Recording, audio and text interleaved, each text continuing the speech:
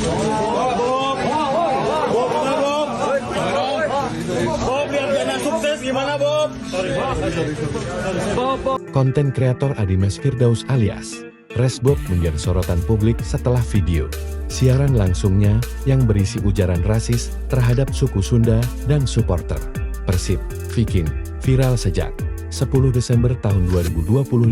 Ucapan tersebut memicu kemarahan luas masyarakat Jawa Barat dan berujung pada laporan polisi.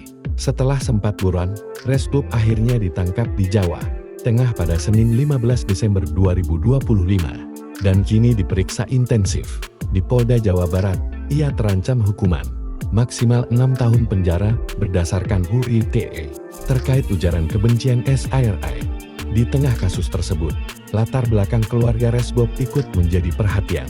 Ayahnya, Muhammad Nasihat, diketahui pernah divonis penjara 10 tahun 6 bulan dalam kasus korupsi dan pencucian uang dana asuransi, kesehatan, dan jaminan hari tua JHT. PNS Pemkot Batam pada tahun 2018, perbuatannya menyebabkan kerugian negara sekitar 55 miliar rupiah, dengan denda 600 juta rupiah, serta kewajiban membayar uang pengganti hampir 54,9 miliar rupiah. Sementara itu, keluarga Resbob turut terdampak tekanan publik. Rumahnya sempat digeruduk massa. Ibunya Putri mengungsi karena ketakutan, dan sang adik Bigmo ikut mendapat teror.